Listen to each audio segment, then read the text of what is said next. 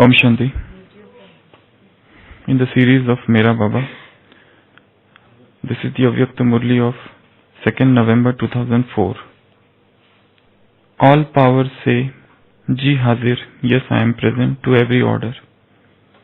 Baba is saying, the children who follow every Srimad of the Lord saying, yes my Lord, I am present, I accept, they always say, Ji Hazir, yes I am present to every order.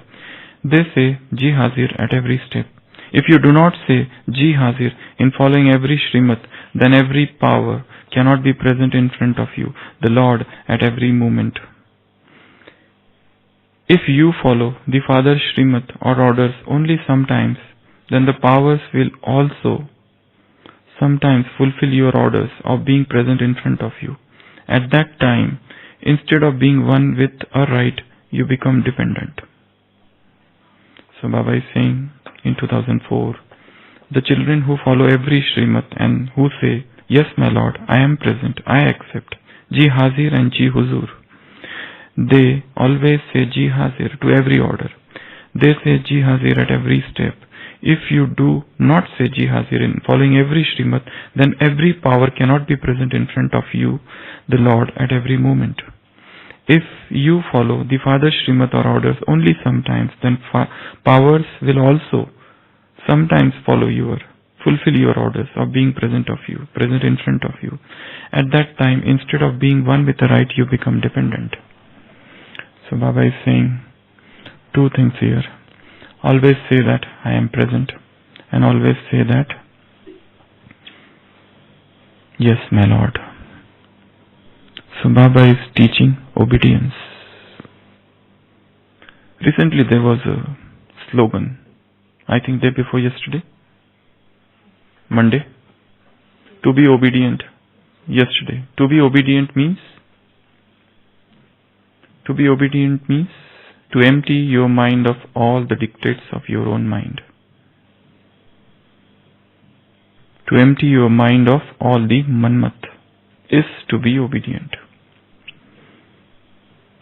Here, two things.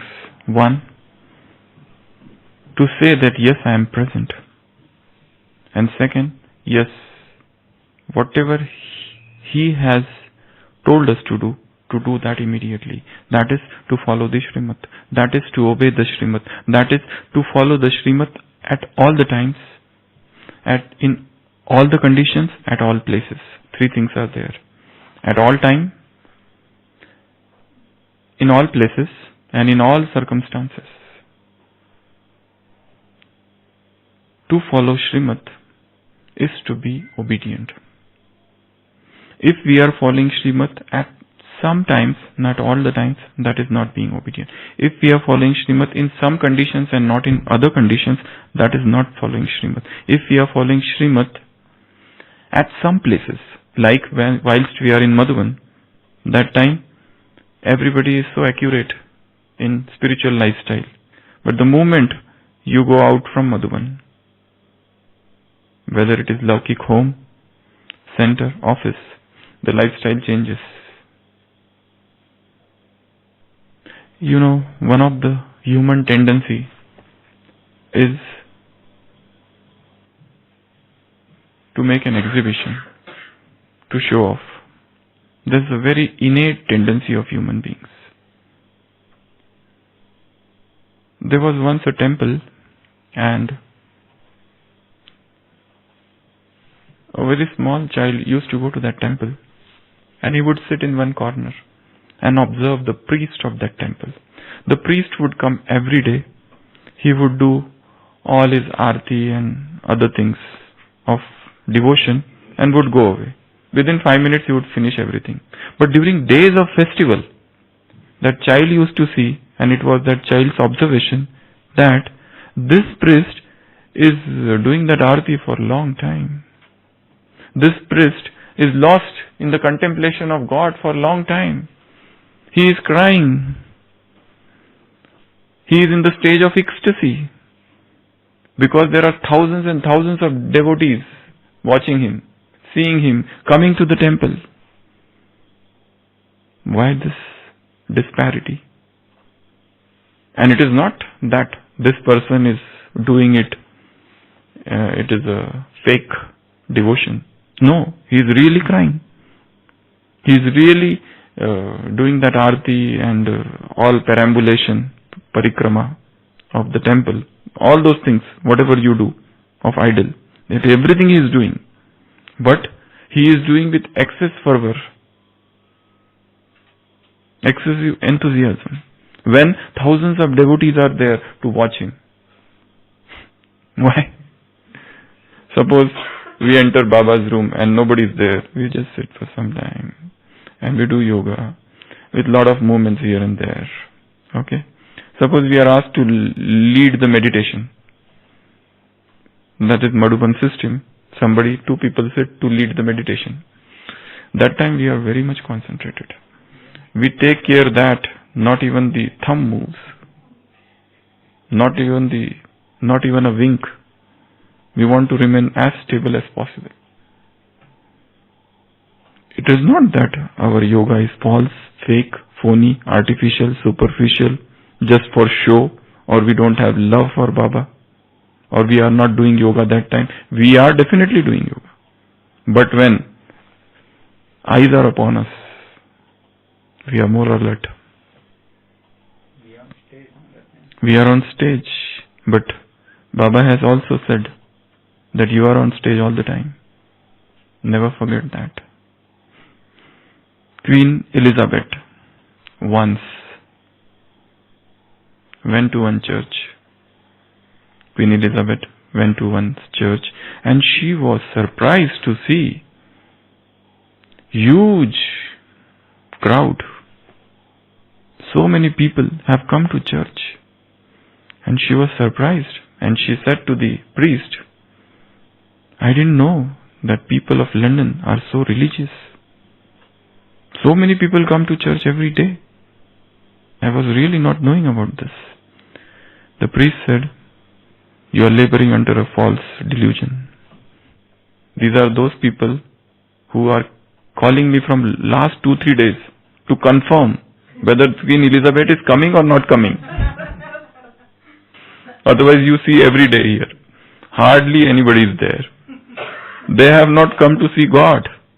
They have come to see you. God is there always.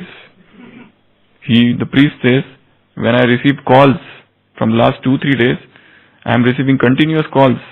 I even told them, I don't know whether Queen Elizabeth would come or not, but I can say that God is always there. You can always come. But they said, we have less to do with God. We have more to do with her. We want to see her. Or rather, to make a show off also. This is an ingrained tendency of human being. Inveterated tendency of human being. Which has gone somewhere in the grey matters. That we try to show off.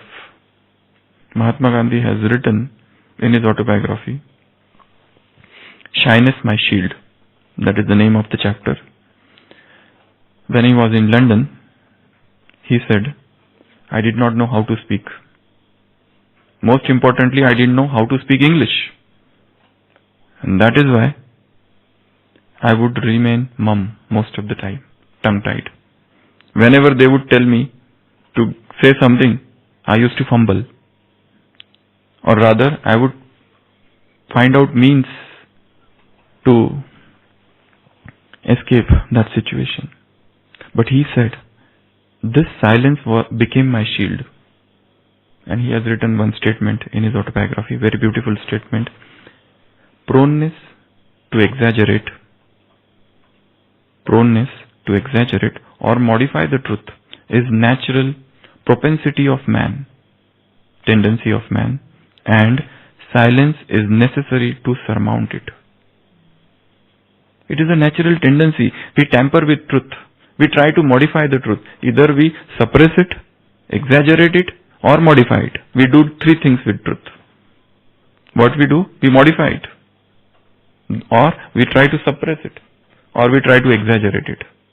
If we do yoga for 1 hour, we tell others that today I had a very powerful yoga for 2 hours. If we had this much experience, we say I had a very powerful big experience today. It is not that experience was not there. I am not doubting the experience. But the moment we try to vent it out, somehow, somewhere it gets diluted.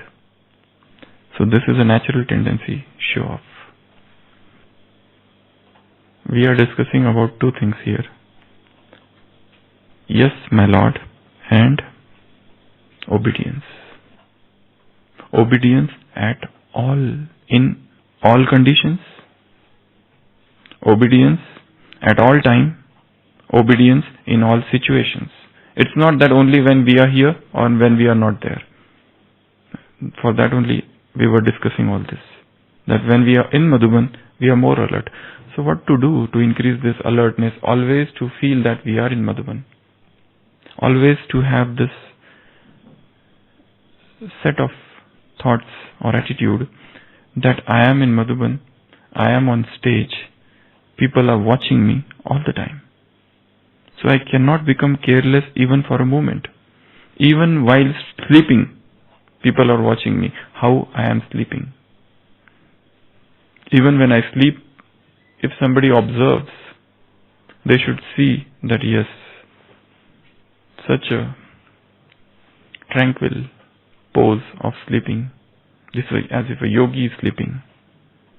Whether it is a sleeping, whether it is walking, whether it is talking, whether it is smiling, whether it is laughing, anything, eating, drinking,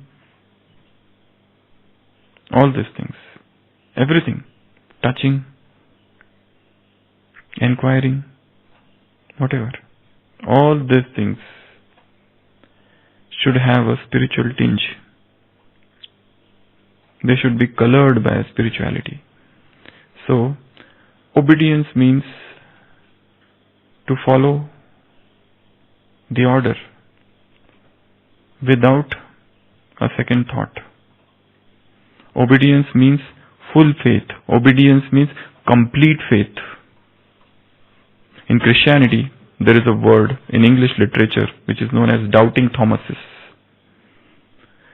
Out of the 12 disciples of Jesus, this was one of the disciples, very much beloved of Jesus Christ, Thomas. But the word doubting Thomas means somebody who always doubts. If you are told, do this, do that, they will ask 10 questions. Always mindful of doubt, Sanshay, Baba says. That is known as doubting Thomases.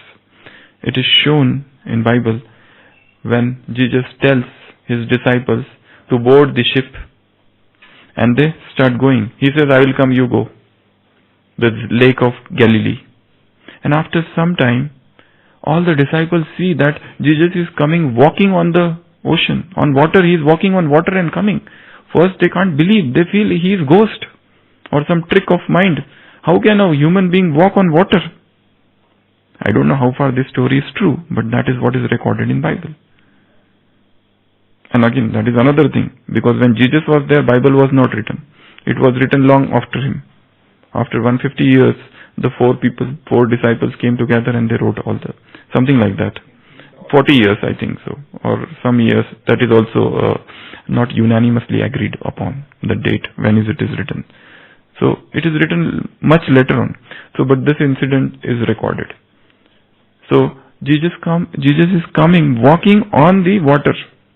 And these people say, who is this? We don't know. He might be a ghost because his face is not very clear. And then he comes very much near to the ship and he says, I am your master. Can't you recognize me? So then they see, it is Jesus, our master, Rabbi. Rabbi is an Arabic word. Hebrew word, which means teacher. He says, yeah, you are our teacher. So, but Thomas says, I will believe you only. You might be a ghost or devil, we never know. If you can make me walk on water, then only I'll believe you. So he says, okay, come, start walking on water. So Thomas starts walking on water. But while he starts walking, and he is amazed to see that he is not getting drowned, and he starts walking, but then there is a doubt in his mind. And he feels, this is some trick of the devil. The devil is making me walk on water. And the moment that thought comes, he starts drowning. And then Jesus runs and pulls him out and saves him. And then he says one thing, O ye of little faith, hey come iman walo. O ye of little faith. Can't you believe me? I am telling you to walk on water. Will you not walk? Still the doubt? Is that your faith? Is that your depth of faith? Baba also says in Murli, wherever there is a faith, there is victory. Earlier they used to write a letter of faith. Baba used to say, write letter of faith. I don't believe if you just say I have faith. Write a letter of faith. Nishchay Patra. Then only I'll believe. Some people even gave with their blood. And then they took to their heels. And never came back. So, faith means absolute faith. There is no partial faith. Nishchay Buddhi means 100% Nishchay. There is no 99% Nishchay Buddhi or 50% Nishchay and 50% faith, Sanchay. Suspicion, doubt, nothing like that. All or none. Faith or no faith. 100% faith or zero. That is the rule. So, when Baba is telling something, you do this, our faith should be like that. 100% faith. If he tells you to jump, jump, knowing well that he will hold us. That much faith. In the mythological story of Prahlad and Hiranyakashipu, it is shown that he was made to pass through so many dangers by his father, Prahlad. And most of the time he was fearless. He had a full faith that Lord Narayan would save me. He was thrown from a cliff, but he had no fear. He was made to sit in fire, but he had no fear. He was kept in a dungeon in that jail full with poisonous serpents. He was made to be trampled upon by an elephant, but he was fearless all the time. Rather, there is a very good event there. His mother would come to him again and again, would try to convince him, please, please, please, agree to what your father is saying, because I don't want you to be killed. So he is convincing his mother, please don't worry about me, and nothing would going to happen. He is convincing his mother. Look at his faith of that small child. He is convincing his mother, you don't worry about me. I know nothing would happen to me. That is faith. Nothing will happen to you. Your very hair is numbered. Each and every hair of yours is numbered. Nothing will happen to you. So, for obedience you require a very deep faith. For obedience you also require a very deep faith in the machinery of karma.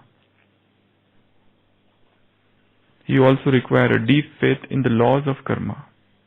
You also require a deep faith in drama.